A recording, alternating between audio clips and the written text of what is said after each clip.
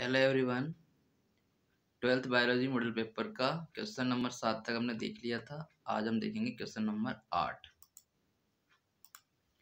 तो देखिए खंड ब का क्वेश्चन नंबर 8 दिया हुआ है। अपसारी विकास एवं अभिसारी विकास में अंतर स्पष्ट करो। ठीक है, तो देखते हैं इसका आंसर। तो देखो होता क्या है अपसारी जीव विकास। अपसारी मतलब होता है, अपसारी मतलब फैलना, यानी एक ही पूर्वज से उत्पन्न संतति से नई जातियों का बनना, ये कहलाता है अपसारी जीव विकास। देखो क्या लिखा हुआ है, जब एक पूर्वज से उत्पन्न जीव अलग अलग भौगोलिक वातावरण में जाते हैं तो नए नए अनुकूलन विकसित हो जाते हैं।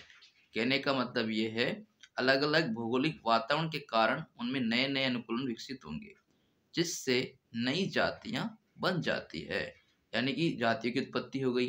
अतः इस प्रकार का जैव विकास अपसारी जैव विकास कहलाता है। क्या कहलाएगा? अपसारी जैव विकास। अपसारी जैव विकास में नए अनुकूलन विकसित होते हैं, अतः अपसारी जैव विकास को अनुकूली विकिरण भी कहते हैं। उदाहरण दे रखा है, दक्षिण अमेरिका की फिंच चिड़िया से पास स्थित गैलापागोस द्वीप समूह पर 14 नई प्रकार की फिंच चिड़ियाओं का विकास। तो देखो ये क्या था, ये है फिंच चिड़ियाएं। ठीक है, पहले केवल एक ही चिड़िया थी फिंच, वो कहाँ थी? दक्षिण अमेरिका पर थी। तो दक्षिण अमेरिका के पास में क्या है, एक द्वीप है गैलापागोस द्वीप, इसमें 14 द्वीप है छोटे छोटे। तो वहां पर क्या हुआ, 14 अलग अलग द्वीपों पर जो इसकी जो संततियां गई, तो उनके धीरे धीरे खाने के जो अनुकूलन था, खाना खाने का, तो चोंच का जो आकार था वो बदलता चला गया। किसी की चोंच मोटी थी, देखो इसकी चोंच अगर हम देखें, ये चोंच मोटी है। ठीक, इसकी चोंच बात करें, इसकी चोंच थोड़ी पतली है, इसकी छोटी है, इसकी लंबी है और लेकिन पतली है। तो 14 नई प्रकार की फिंच चिड़ियाओं का विकास हो गया। किसी की मान लो ऐसे बिल्कुल लंबी पतली, किसी की मोटी है और ऐसी है, किसी की मान लो छोटी है और ऐसी है, नुकीली है, या किसी की ज़्यादा लंबी है, इस प्रकार की चोंच है। तो अलग अलग चोंचों का विकास हुआ, क्यों? अलग अलग उनके खाने के तरीके से। और खाने का तरीका अलग क्यों? क्योंकि अलग अलग जो भोज्य पदार्थ थे अलग अलग द्वीप पर अलग अलग प्रकार से थे। ठीक है, इस वजह से 14 नई प्रकार की फिंच चिड़ियाओं का विकास हुआ। कहने का मतलब एक ही पूर्वज से 14 नई प्रकार की जातियां बन गई। तो ये कहलाता है अनुकूली विकिरण या अपसारी जैव विकास। आगे देखते हैं अपसारी के बाद अभिसारी जैव विकास।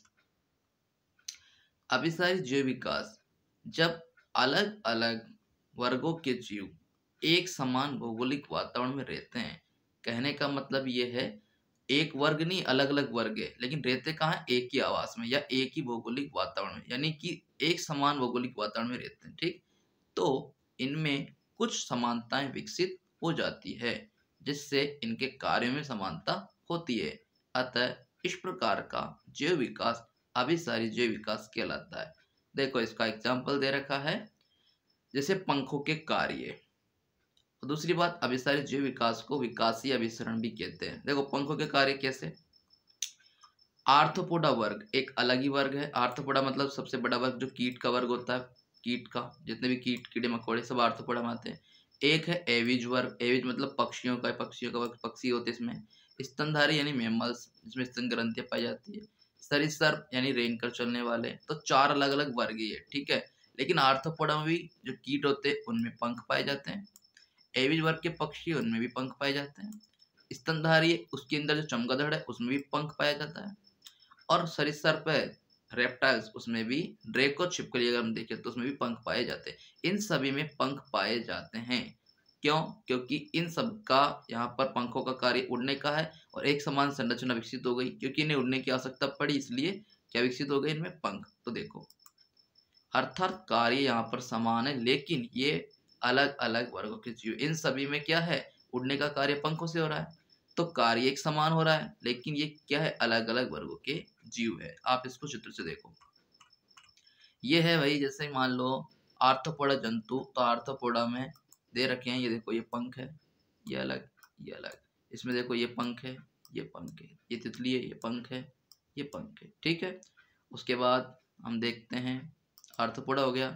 फिर हम बात कर लेते हैं एविज वर्ग में। देखो ये पक्षी है, इनके पंख अलग है, ये पंख अलग। ठीक है, लेकिन कार्य क्या कर रहे हैं, उड़ने का कर रहे हैं। उसके बाद चमगादड़ को देखते हैं, चमगादड़ के पंख, चमगादड़ स्तनधारी होता है, ठीक है, पक्षी नहीं होता है, तो इस वजह से इसमें पंख है। और ये होते हैं इस प्रकार उड़न छिपकली ड्रैको, ये क्या होती है, रेप्टाइल्स होती है, सरीसृप, ठीक है। यहाँ पर भी क्या पाए जा रहे हैं, पंख। अलग अलग वर्गों के जीव है, लेकिन संरचना जो है यहाँ पर पंखों की वो एक समान नहीं है, लेकिन पंखों के कार्य समान है। तो यहाँ पर हम क्या कहेंगे, हम कहेंगे कि ये किस प्रकार का विकास हो गया, अभिसारी, यानी यहाँ पर जो पंख है वो एक समान कार्य कर रहे हैं, उड़ने का कार्य कर रहे हैं, ठीक है। एक समान संरचना यहाँ पे जो विकसित हुई, तो उसी को कहेंगे कि पंखों का विकास हुआ है यहाँ पर।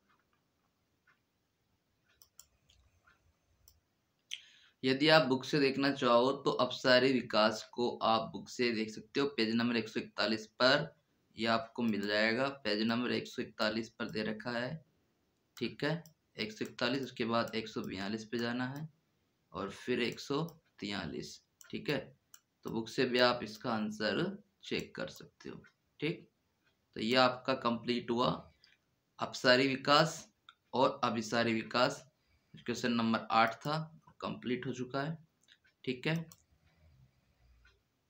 आगे अगला प्रश्न अगली वीडियो में। Thank you.